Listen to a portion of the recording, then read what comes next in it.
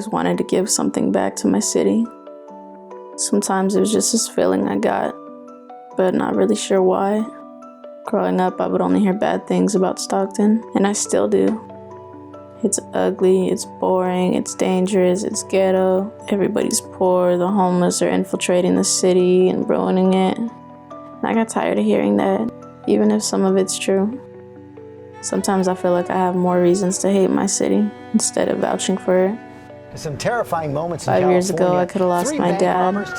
He was in the middle of a gunfight between bank robbers and police.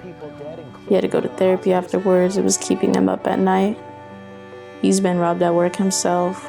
I've had to physically run away from a shooter at a high school party. I've had to evacuate a high school basketball game because there was a shooting scare. There's been other occasions where I've had to leave places because there was rumors going around that it was going to be shot up. Family members and friends that were shot, and only one friend was actually taken away. I've had my house broken into, both family cars broken into and stolen. Growing up here, there's so many stories I could tell you, and things I experienced, things I've seen, things I know.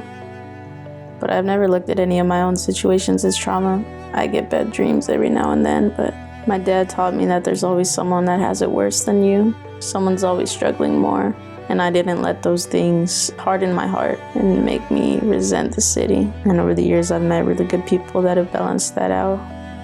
Coming across people over the years here, that's so true, that someone always has it worse than you. And that's what I mean by giving back. There's people here who have major potential but don't have the financial means, or they're going through other things, or art is an escape for them, art is a passion for them, but they're not supported. Stockton is a city of hustlers and a city of dreamers. So many people here.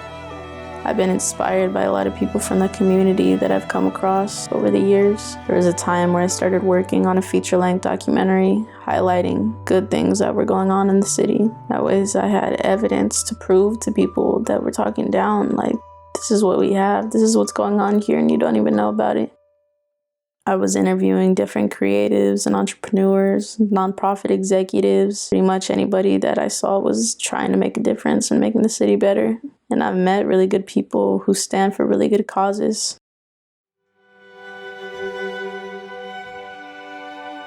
Someone that really inspired me was a guy I grew up with.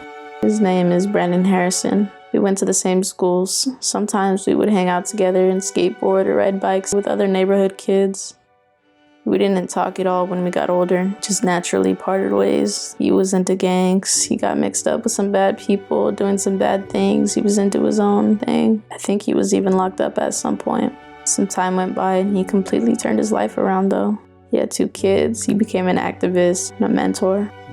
I remember telling him, like, look, man, I know we don't talk anymore like that, but I'm super proud of what you're doing and who you're trying to become. Like, that's a big deal. And some more time goes by and I start running into him at protests and marches. I would see him at places that he wasn't even being represented at. I would see him at Native American powwows, protest against Trump, protest for farm workers' rights, and things like that.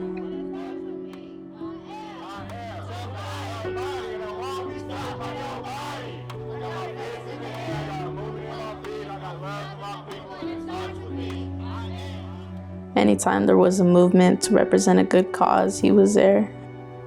I told him that I wanted to film him and let him tell his story to inspire kids in the same situation. He gave me his number, but I never got around to making it happen. Some more time passed, and eventually his past caught up with him. And one night he was shot and killed at a party. And the way I found out was scrolling through Twitter and seeing all these posts saying, rest in peace, Brandon, rest in peace, Brandon Harrison. It hit in a different way when I found out he passed, because I knew he was trying to make a difference and he was genuinely a valuable asset to this community. He was important. I'm very privileged to live the life that I live, even though I haven't made it big or I don't have a lot of money, even though I go through my own struggles sometimes. I'm blessed and I'm alive and I want to do something to make my city better. And that's how I ended up creating Hidden Gems.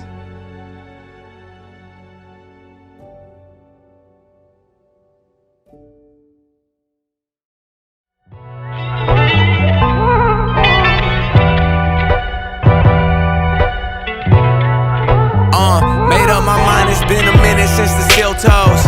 Yeah, it's sunny out in Stockton, but it's still cold.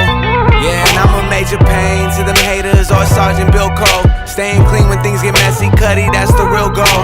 For my fam, I would die for and kill for. I need the money in the envelope, licked and sealed clothes. Plenty fish in the sea, I'm a shark in silk clothes. Cold flow, when you hear it, sometimes it still froze. I'm a Brazilian eater, rapper connoisseur, Kick my feet up, money stretching like it's kinda sore. I'm in the building, feeling myself, it's top floor and it's still the world. I left my head up on the door. I got 99 problems I can't solve with my revolver. I know you if I know who you involved with. Steady mobbing, I just take the scenic route from the bottom, but now we doing things I used to dream about. Scheming now, back to Beamer out. Now they're reaching out, they know we from the mud. I guess a fuck, we still the cleanest out, Yeah, I move in silence, but the weed is loud. They know we from the mud. I gives a fuck, we still the cleanest out, Let me let them know what's up, man. Mike Peach. Yo. Pursuing who I am, I give myself no other option. It's gonna take some heart to try and make it out from stack.